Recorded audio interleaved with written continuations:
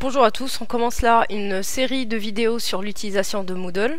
Première chose, nous allons voir dans cette vidéo comment mettre un cours au format PDF ou bien au format Word sur Moodle. Donc comme vous voyez là, je suis connectée, je clique sur cours, j'arrive à département de français, je sélectionne le niveau L1 français, je sélectionne le semestre, donc semestre 1 2020-2021 et je sélectionne ma matière en ce qui me concerne, c'est compréhension et expression orale. Là, je vais vers le cours qui me concerne, là où il y a mon nom, et comme vous voyez, il y a des cours qui ont déjà été publiés. Alors, je vais ici, je vais activer le mode édition afin de pouvoir ajouter un cours. Je descends en bas. Il faut savoir que chaque section doit contenir dans chaque section, on va mettre un cours. Chaque section, on va mettre un TD. On ne met pas tous les cours, tous les TD dans une section. Alors, avant de commencer à travailler, ce que je vous conseille de faire, c'est en face de la section, vous avez le petit truc modifier. Vous cliquez sur modifier et vous cachez la section. Pourquoi on cache la section? Afin de pouvoir travailler à l'aise, qu'on puisse faire des modifications, des ajouts, sans que les étudiants soient perturbés par ce qu'on est en train de faire, qu'ils n'aient pas accès à notre travail. Mais aussi pour, par exemple, si vous voulez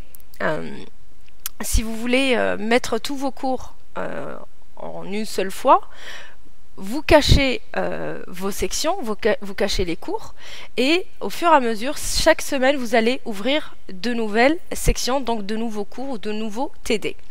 Pour ajouter des sections, c'est tout simple, vous cliquez tout en bas ici, à la fin de la section, ajouter des sections, et vous allez ajouter le nombre de sections que vous voulez. On va mettre par exemple 6 sections, parce qu'on a normalement 12 TD à faire durant le semestre, et on va cliquer sur ajouter des sections.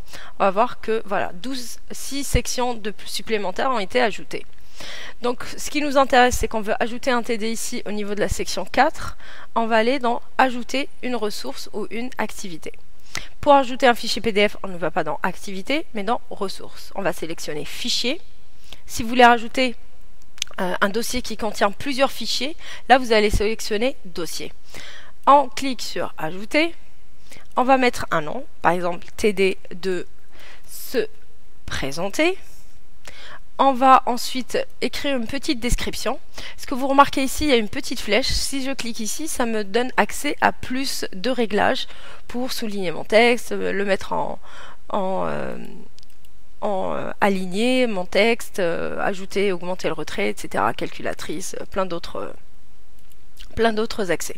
On va mettre ici une petite description pour les étudiants.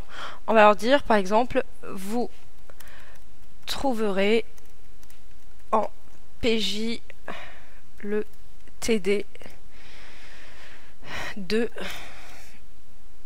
Et vous pouvez rajouter ce que vous voulez, dire ce que contient, quels sont les points qui seront abordés dans ce second TD, ce troisième TD.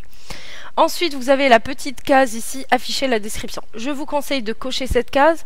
Ça permettra en fait à l'étudiant, dès qu'il rentrera dans le TD, de voir automatiquement, dans le cours, pardon, dans la page du cours, de voir automatiquement votre description, votre message. Ensuite, pour ajouter le fichier, vous avez deux possibilités. Soit vous allez ici cliquer sur ajouter fichier, sinon vous avez la possibilité de cliquer sur la flèche bleue. On va aller ici, on va vous vérifier que c'est bien déposer un fichier qui est sélectionné. Ensuite, on va dans la fenêtre à droite, vous avez choisir un fichier. Vous voyez qu'ici, il n'y a aucun fichier qui a été sélectionné. Donc je clique sur choisir, ça me donne accès à mon ordinateur. Je vais choisir un fichier en PDF ou bien en Word. Je clique sur ouvrir. Enregistrer sous, vous donnez un petit nom à votre fichier. Ensuite, l'auteur, vous voyez que c'est votre nom qui apparaît. Ensuite, vous devez choisir la licence. Il y a plusieurs licences. Ça, c'est afin de démontrer de quelle manière vous voulez partager votre travail. Est-ce que vous voulez garder tout droit réservé, c'est-à-dire que vous gardez les droits sur votre travail. Nul n'a le droit de le prendre, de le modifier, de le vendre, de le modifier ou de le partager. Sinon, vous avez le domaine public et le Creative Commons, c'est à peu près la même chose. Ça veut dire que vous cédez les droits sur votre travail. Les personnes ont le droit de le récupérer, de le modifier, de le partager, de le publier.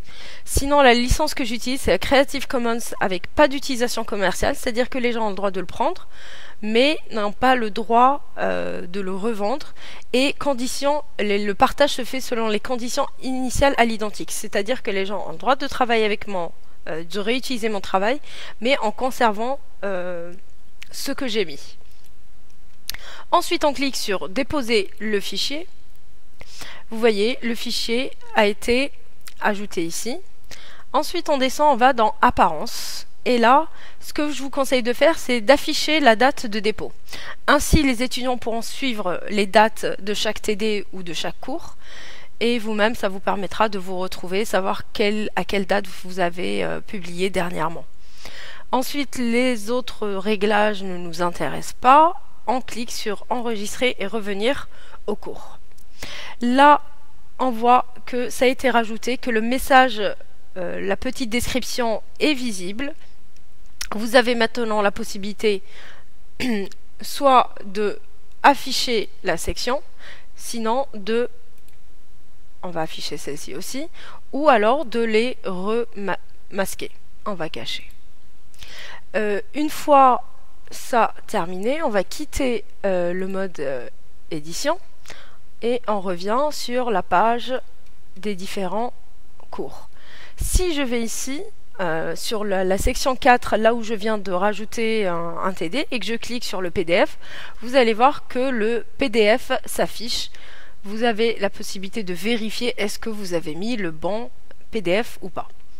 Donc voilà, ça c'est donc la première vidéo sur comment mettre un fichier PDF sur Moodle.